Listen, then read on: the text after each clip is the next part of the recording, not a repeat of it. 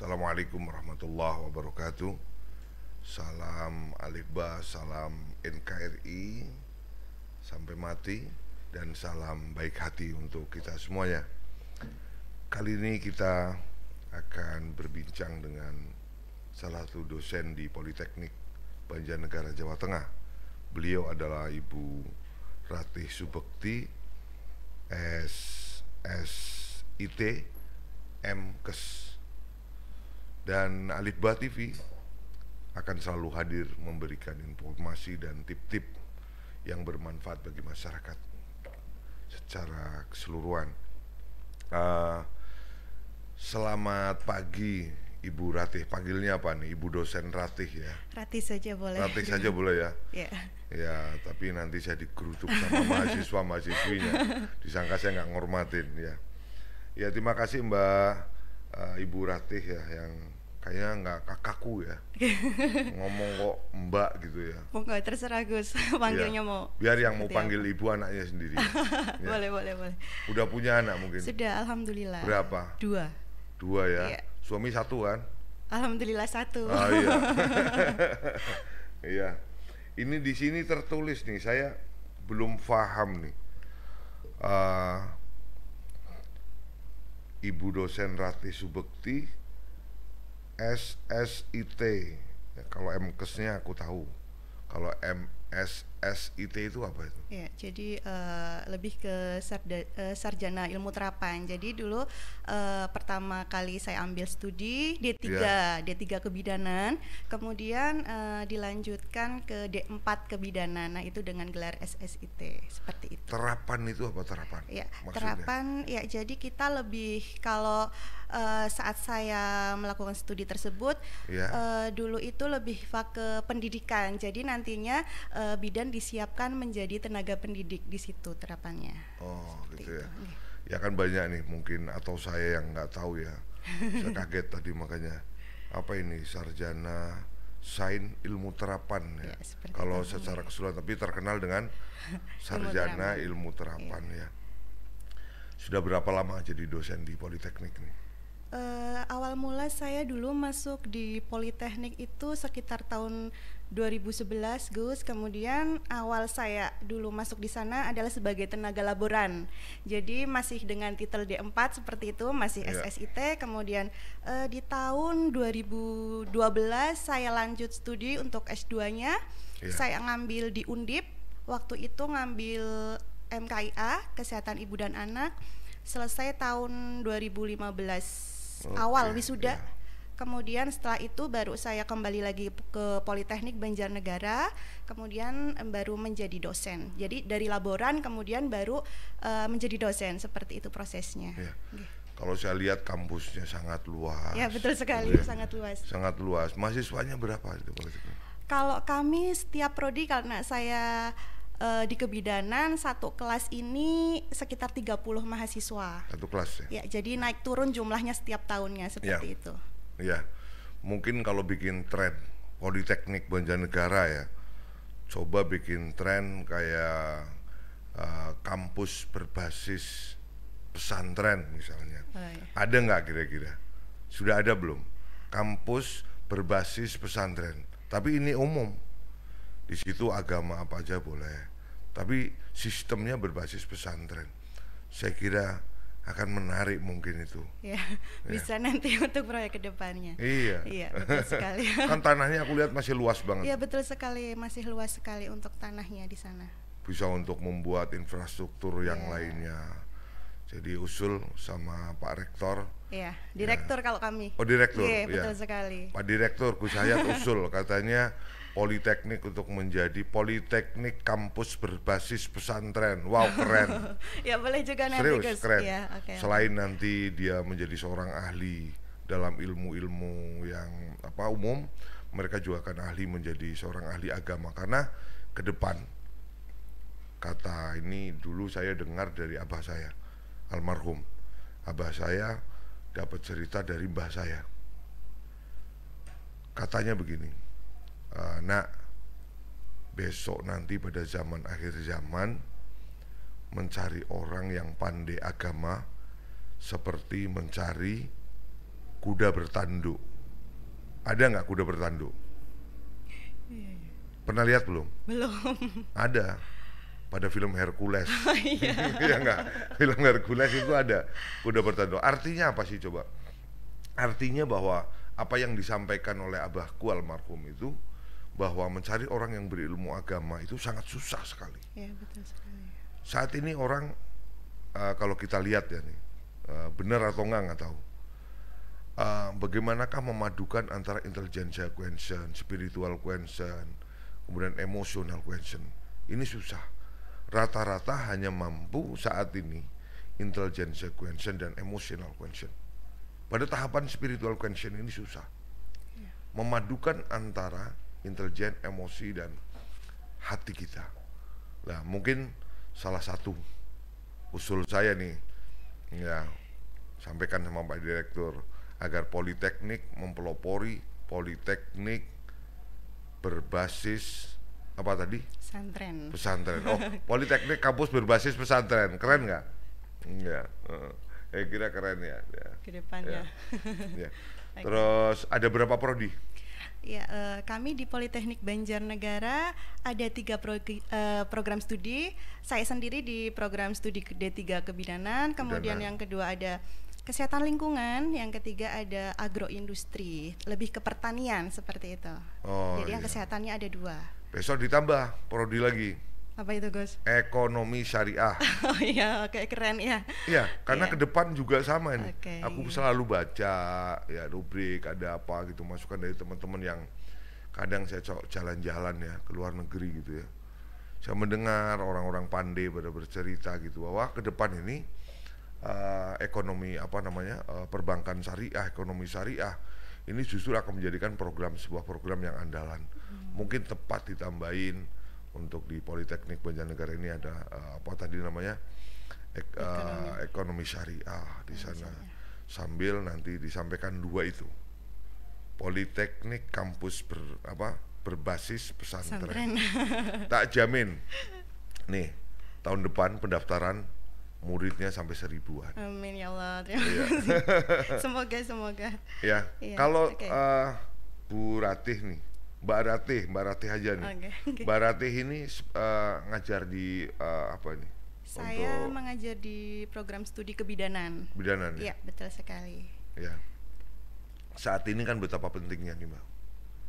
Bagaimanakah agar anak bangsa ini menjadi anak bangsa yang sehat, cerdas, beriman, gitu ya tentunya ya. Lah ini kan dibutuhkan bahwa namanya ASI ya pada saat kecil ya, air susu ibu nih, ya. Air susu ibu ini secara keilmuan fungsinya apa saja ya, manfaatnya gitu. Ya, kalau air susu ibu ini benar-benar menjadi makanan utama ya bagi bayi baru lahir. Ya, jadi di situ yang paling penting adalah kandungan dari imunoglobin atau antibodi. Jadi antibodi yang dikandung di dalam ASI itu ada imunoglobin A, ada imunoglobin yang M dan G. Ya, di situ kandungan itu semua paling banyak adalah diproduksi oleh kolostrum, kandungannya pada kolostrum. Nah, kolostrum itu sendiri diproduksi itu pada hari-hari pertama. Jadi awal hari pertama sampai ketiga seperti itu. Iya. Terus berpengaruh nggak seorang ibu yang memiliki payudara kecil dan payudara besar? Kan tabungan nih, kalau aku kan nggak ngerti nih. Payudara kecil dan payudara besar. Misalnya orang lagi menyusui, ini penting. Kadang-kadang orang kan ada mitos ya. Iya, betul sekali. Susune cilik, susune ora akeh metune, kan kayak gitu nggak? Ya nggak? Iya, betul sekali. Nek susune gede, banyak. susune akeh, anaknya lemu-lemu aja. Bener nggak sih itu?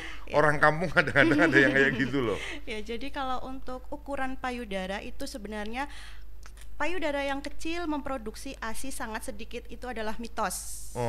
Ya, betul sekali, karena ukuran payudara itu terbentuk dari misalnya faktor genetik atau keturunan.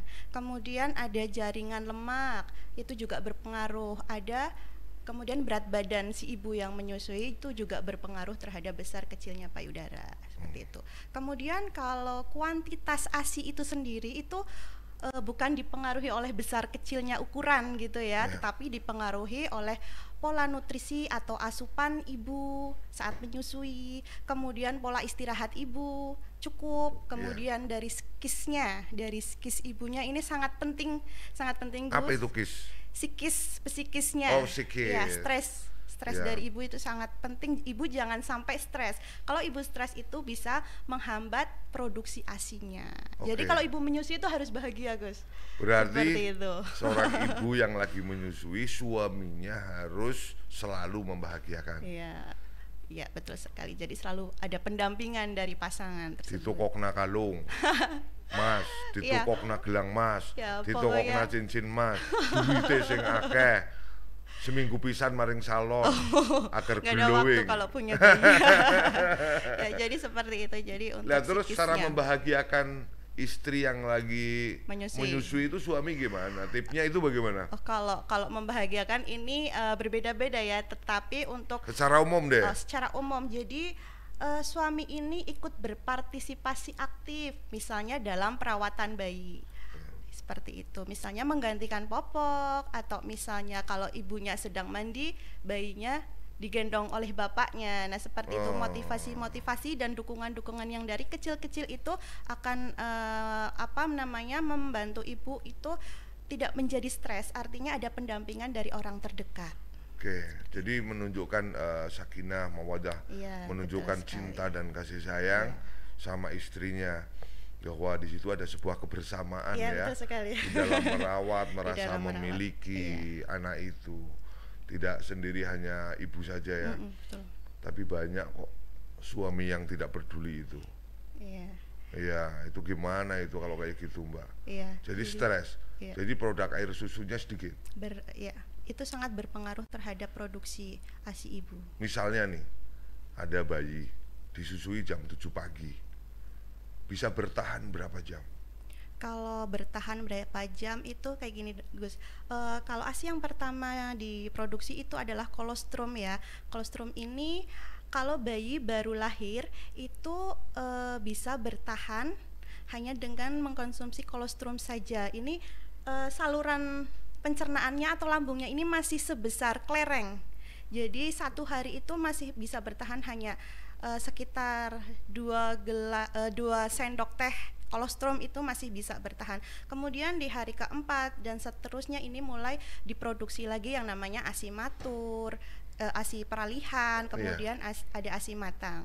Nah, masing-masing kebutuhan ASI ini berbeda-beda seperti itu. Jadi kalau yang namanya misalnya bayi itu tadi menyusu jam 7, kemudian dia tidur selama 2 jam. Nah, selama 2 jam itu kalau memang bayinya belum bangun, segera dibangunkan.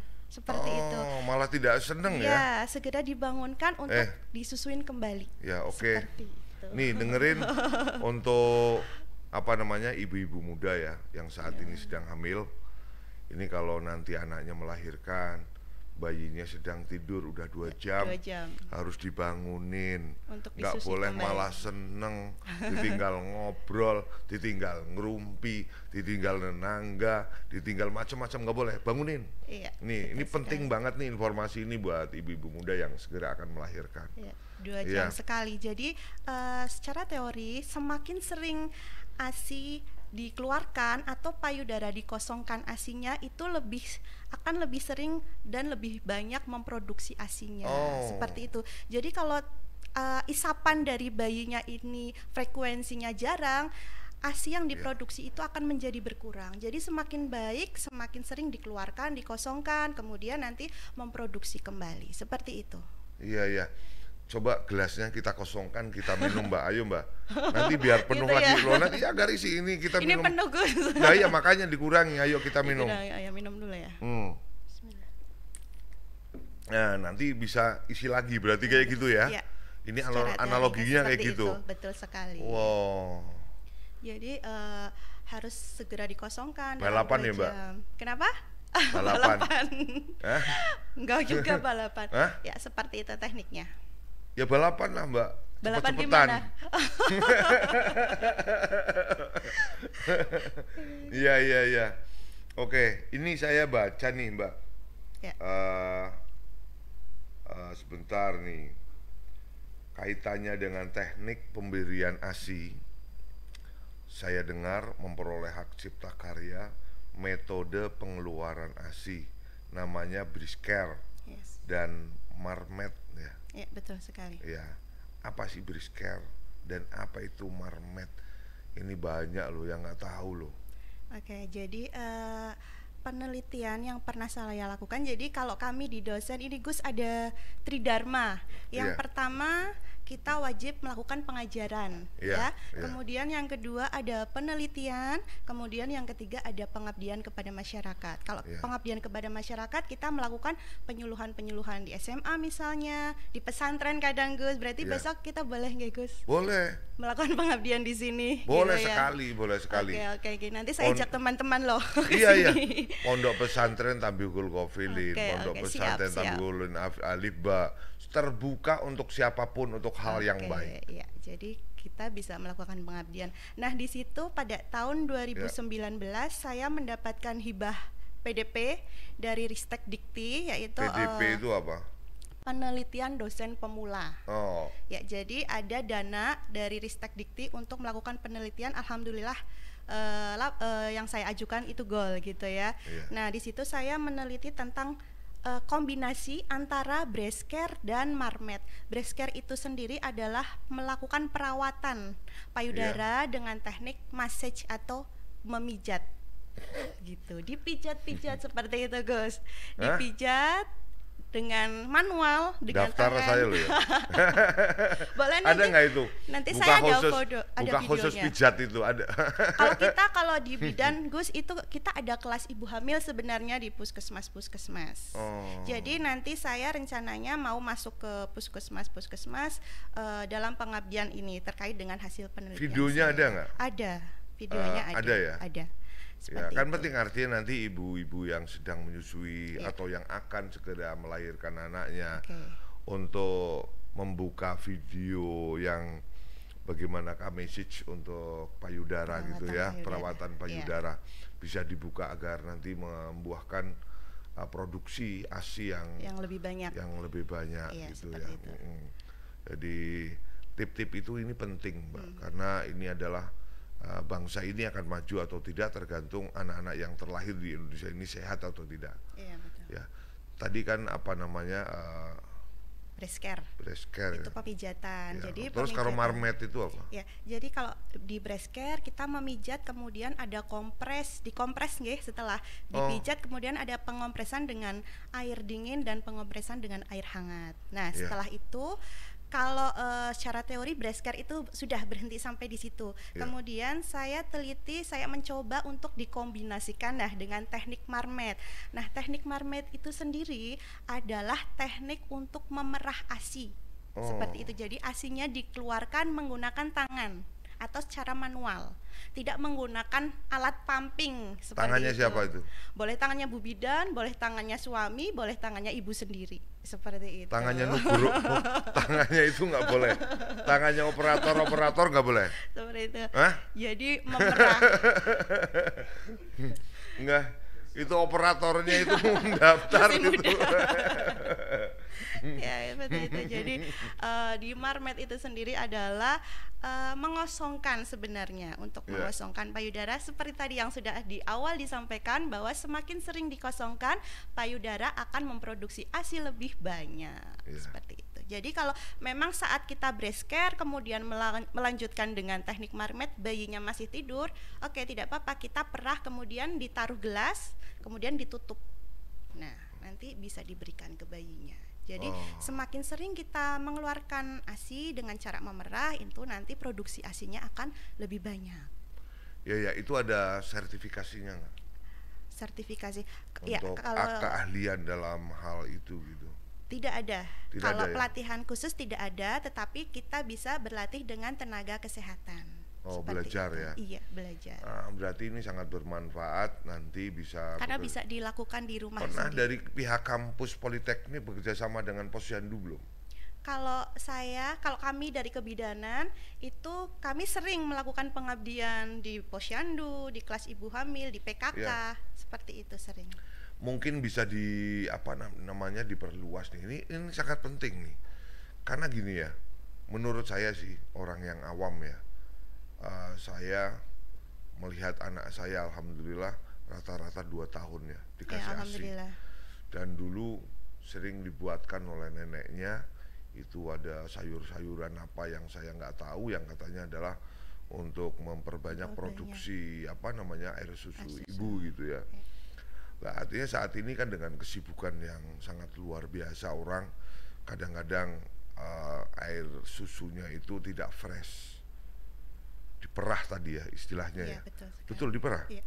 Ya, kemudian dimasukkan ke dalam alat tertentu yang nanti bisa untuk ibunya tetap kerja di kantor. Oke. Terus nanti ada pembantu yang Kemudian menghangatin menyusui, gitu ya. menghangatkan itu. Itu ada efeknya secara psikis nggak sih, Mbak?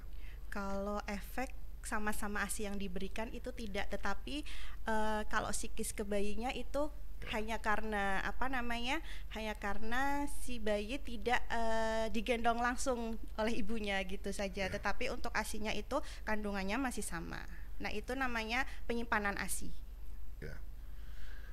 Saya kan gini, Mbak, selalu apa namanya, selalu memadukan antara informasi yang apa istilahnya dari seorang ahli dengan ilmu-ilmu di pondok pesantren ya tentunya karena Alif Ba ini juga adalah pondok pesantren. Ya. Kalau mondok di Alif Ba ini semua 100% gratis, Mbak. Oh, ya, oke. Iya, gratis. Tapi saya Alhamdulillah. juga harus berkualitas anak-anaknya gitu ya. Sudah gratis semaunya sendiri kira-kira sakit nggak sih? Kan kayak seperti itu lah. Makanya Harus berkualitas. sama ini dengan politeknik ini saya kira memiliki kinerja yang sangat luar biasa. Kita mungkin bisa bergabung dengan saya pernah dengar dia dengan Rumah Sakit Islam tuh. Rumah Sakit Islam Banjarnegara punya program The Plegia. Plegia kalau nggak salah bahasa medisnya lumpuh ya. Iya. Ya, mungkin lumpuh dalam hal kesehatannya, lumpuh ekonominya, lumpuh pemahamannya, dan lain sebagainya. Mungkin bisa kerjasama antara Politeknik Banjarnegara dengan Rumah Sakit Islam Banjarnegara bergerak bagaimanakah cara memberikan motivasi, memberikan informasi, memberikan tips-tips agar nanti ibu yang akan melahirkan itu memiliki bayi yang sehat dan sempurna. Terus yang ingin aku tanyakan lagi, bagaimana cara membuat ASI yang berkualitas? Ya, jadi kalau tadi kuantitas kita sudah sampaikan ya. Ya, Jadi kalau kualitas ASI itu sebenarnya kembali lagi ke ibunya. Asupan nutrisinya harus cukup, ya, seperti itu ya. Kemudian istirahatnya juga cukup, stresor ya. lagi seperti itu. Kemudian ya ketika ibu sudah mengalami proses itu semua, ASI yang dihasilkan pastinya tetap berkualitas. Oke, ya. Jadi saya dari Studio Alif Bah ini menyampaikan terima kasih banget nih Sama-sama. bahwa Ibu Rati seorang dosen yang menurut saya memiliki pandangan yang visioner. Bagaimanakah bangsa dan negara ini memiliki pemuda-pemuda yang gagah, yang berkualitas, yang memiliki wawasan ke depan yang lebih luas dengan diawali dengan adanya ASI yang berkualitas. Iya, betul sekali. Oke, Mbak Rati, Ya. yang terakhir nih Mbak Rati, kapan antara Alif Ba, Rumah Sakit Islam dan Politeknik, ayo kita bareng-bareng memberikan informasi, tips, pemahaman kepada ibu-ibu muda yang sedang hamil, yang nanti ketika melahirkan akan mendapatkan anak yang sehat Ya, dan kuat. Ya, ya suatu proyek yang sangat bagus ya nanti ke Iya. depannya, nanti coba kami sampaikan kepada pimpinan, kemudian nanti disampaikan kepada pihak rumah sakit dan pesantren bahwa memang untuk generasi bangsa yang berkualitas dimulai dari kualitas ASINya kan seperti Betul. itu ya. Jadi semoga kedepannya kita bisa bekerja sama kembali seperti Ya. itu, Gus. ya, thank you. Dari ASI untuk Indonesia. Iya, betul sekali. Ya, Ya. dari ASI untuk bangsa dan negara. Ya. Oke, sekali-kali kita nggak usah mengandalkan pemerintah. Besok kita iuran, Iran. iuran, Politeknik, RSI Banjarnegara, Alif Ba mungkin menerima pendaftaran yang lain-lainnya untuk relawan-relawan untuk bagi ibu-ibu muda yang lagi hamil, biar anaknya sehat, kuat. Ayo, kami dari Studio Alif Ba menerima relawan-relawan bareng dengan Politeknik, oke ya, personelnya, Oke, siap. dosennya, SDM kami siap. SDM siap ya, Siap. SDM dari Politeknik, Rumah Sakit Islam Banjarnegara dan Alif Ba, dan masih menerima relawan yang lain untuk memberikan informasi, tip dan pemahaman terkait masalah air susu ibu. Oke, terima kasih untuk Ibu Ratih, dan semoga ini semuanya bermanfaat ya untuk kita semuanya. Salam Alif Ba, salam NKRI, dan salam baik hati untuk kita semuanya. Tetap jaga protokoler kesehatan karena COVID gelombang ketiga masih menunggu di depan kita. Maka jangan sampai gelombang ketiga COVID ini ada di bumi pertiwi Indonesia yang kita cintai ini. Terima kasih. Salam merah putih. Assalamualaikum warahmatullahi wabarakatuh.